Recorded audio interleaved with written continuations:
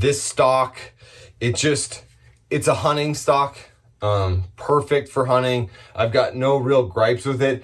It just wasn't going to take me or my clients to the next level in long range shooting scenarios. So that's kind of, when it comes down to like, okay, it's a good shooting rifle, it's a good hunting rifle, but then you got to start nitpicking it, because when you start shooting long range, it's the little things that make a difference, a big difference. So after I noticed I was just really not comfortable when I got on the rifle, I started looking around and I started shooting other things. I've got a McMillan stock and another rifle. I've got a lightweight like Bell & Carlson stock. Those are good. And something that's always been on my radar for a while, and I've been waiting to pull the trigger on it, is it's an MDT Onyx. They're like middle range, it's not crazy expensive. It's kind of their PRS stock. So it's a chassis that's like all aluminum, one aluminum piece, straight chassis that fits a lot of different rifles. And I've been keeping an eye on it. These are about $400, which is, it's definitely an upgrade and definitely something that you don't just want to go ahead and spend, because the rifle itself, it was like, $600-700. So you really want to make sure you have a shooter first. And one of those, like the pre-qualifications, I guess, is that I don't believe that stocks make a gun shoot. So if I have a bad shooting rifle, I'm not going to go out and buy a $600-700 stock and hope that it shoots better. That's typically, it doesn't happen that way. Now you can free float a barrel and you can do certain things. You can get aluminum bedding and you can get the, aluminum pillars or brass pillars in your stock, and you can do all that stuff and it can increase your accuracy. But if you don't have a shooter right off the bat, I'd be very wary of upgrading and doing a lot of extra stuff, thinking that will make your gun shoot. It just, in my experience, it hasn't worked. So MDT makes a lot of like high-end chassis for PRS shooters and stuff like that. It just comes in a box like this, really simple, and it literally just comes like this. They give you 2 extra what are they called? They're screws, like lug bolts, for your gun. They're not screws. We're not putting together 2x4s here. So yeah, it just comes very simple, just like that. One of the things that I researched before I bought this is that they don't come with magazines. So if you be very careful when you buy stuff like this, because you're like, oh yeah, I'm just gonna slap it on and I'm just gonna go shoot it. It's not the case typically. So I researched it and I read a lot of reviews, and they're like, hey, you gotta get this is metal right here. You gotta get the metal, upgraded magazine. It works better with these. You can fit a lot. I think it's AICS. It's just like modular. Most ARs and stuff all use the same magazine, so it is compatible with all standard like Magpul magazines. But after reading the reviews, they said, hey, make sure you get this. It's an MDT actual magazine with polymer, and then it's got the metal up tight so it fits better. One concern that I had was the actual fitting in the box. So when you're shooting long range, a lot of times you're extending the overall length of your cartridge, and a lot of these like standard magazines don't give you enough length. So my 6.5 Creedmoor is like right on the edge of being long enough, because I do extend it. I'm shooting burgers.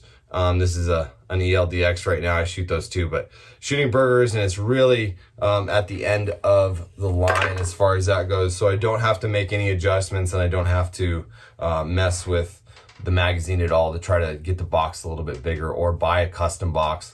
Because they do sell ones that you have your gunsmith customize, and then ones that are just kind of standard. So anyway, getting that out of the way, basically it's very simple. Installation with these chassis, just like I kind of showed with the, let me get this here, just like with the, you have your standard, and this is like, if you got a Remington 700 or whatever, it's all the same. So you know, this fits in there, right? So all you do, you take these screws out right here. It's just 2 screws, pop this out. And you don't need the screws from your previous firearm. So, because they come with two bolts. I want to know the exact language I should use for those. They're not lug bolts. They're action bolts. I'm going to call them action bolts. So MDT gives you 2 action bolts to screw in. I'm going to take the magazine out. And that is what basically all that you need to do here. So you take the action, just set it right in there. It's all free floating. So there's no carving out, there's no anything. You can see it's all free floating, that barrel. So, and that's how my other one was. That's how the Howa was too. But this is just basically just trying to show you there's not much you have to do with this except put in these action bolts. And part of that is, I'm just going to do these real quick just to show you.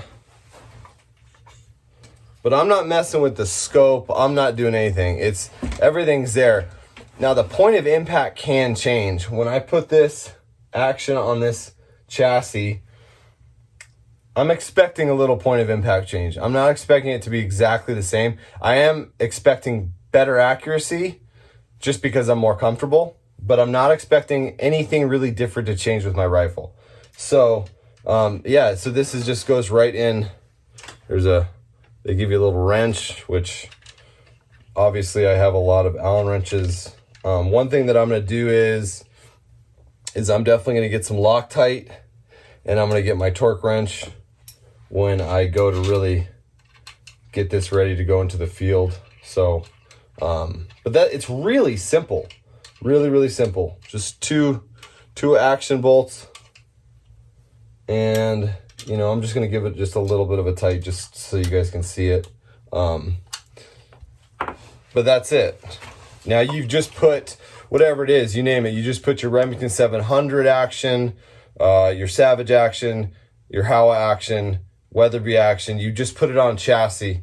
Now you can see right away my hand is really relaxed. Now I've shot these before and I really like how relaxed you can get your hand. So a lot of the newer stocks, they have actually like a thumb hole where you can kind of, or not a thumb hole, but like a thumb rest. They make them big drop down. That's the advantage of a drop down stock, is that you rest your thumb.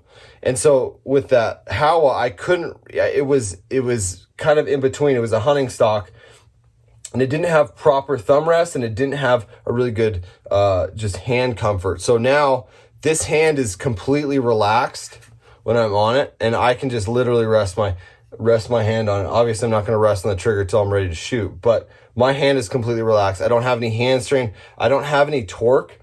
That's a problem with your trigger hand, is that sometimes when you're reaching on a hunting stock, you create torque, and you're also pulling at a weird angle on the trigger. So that means you may not have consistent trigger pulls every time. If you're getting into a trigger and you're coming at it from a weird angle, you're not going to have consistent trigger pulls every single time. So with this, every time I'm going to be relaxed, and my trigger finger is going to be relaxed, and I'm going to have a straight back, slow trigger pull, just real nice and easy. And I've already put a 10mm trigger in this as kind of an upgrade, and like I said, a muzzle brake. So it's going to be ready to go, and I'm looking forward to shooting this and just being comfortable on the gun. One of the other really nice things about having a chassis is you can see I already did this to this stock, and then this is kind of a custom deal where I put a pick rail on this stock. But I did that, but it was on my own accord. It's not really set up to do that. And I just drilled it in and did some epoxy and stuff like that, which is, you know, it'll work. But with these, they have it already with M-Lock set up pick rails where you can go inside. They have special locking screws that will fit inside the chassis and make it really easy to take on, take off, and also make it really adjustable so you can run it all the way there. because most definitely I will have a bipod on this. I already have a bipod ready for it. And also with this setup, you can put it on like a claw or whatever, hog saddle, whatever brand you're familiar with, but it makes it really, really easy to do that. So if I can just get it to work here.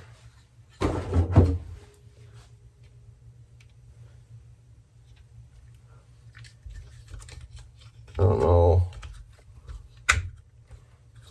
Interesting. Okay. Yeah, that's I might have to switch sides on this tripod here. Where's my, there we go. I'm gonna have to switch sides. On this tripod, it's a super lightweight tripod, but this little knob is getting in the way of the adjustment here. So I'm just gonna go here, or back it up all the way here, if I can. There we go. Okay. So all this you can do with a hunting tripod. There's nothing that you can't do with the previous stock that I had.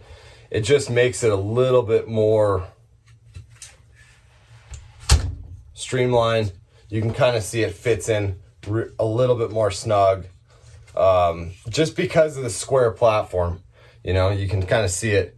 It's a square platform sitting in a square saddle or whatever you want to call it, Triclops. There's a couple different brands that make them.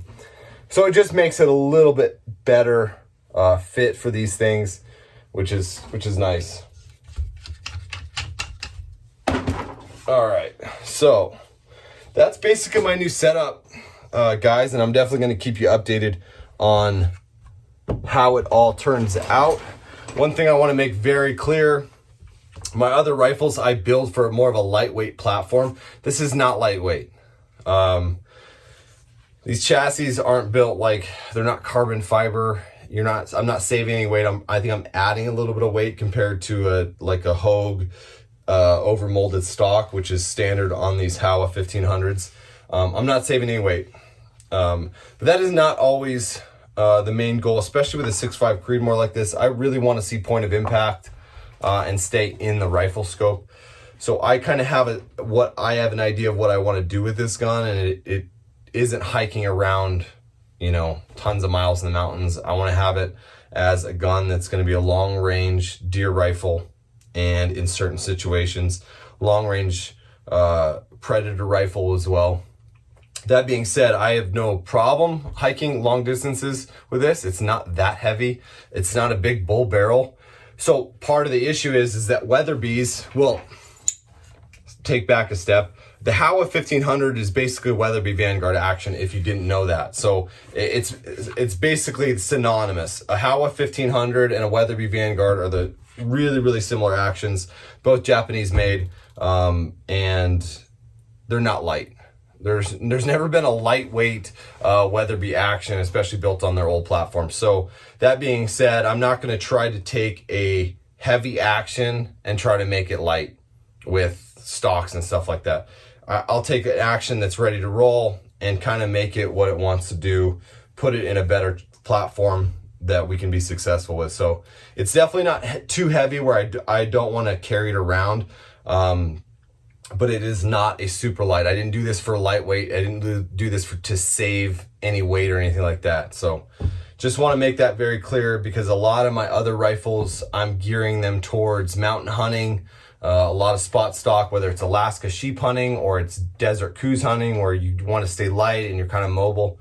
This setup, I just really changed the platform to make it more accurate for myself and for others that I know are going to be using it. And that's really, really more about user-friendly than anything else. And who knows? I may get into the PRS game, because this is what all the PRS guys, they like the chassis because they're shooting from different positions. But I don't really know if I want to open that can of worms yet. I got enough going on as it is. So, all right, guys, thanks for watching. I'll keep you updated. And if you have any questions, just let me know.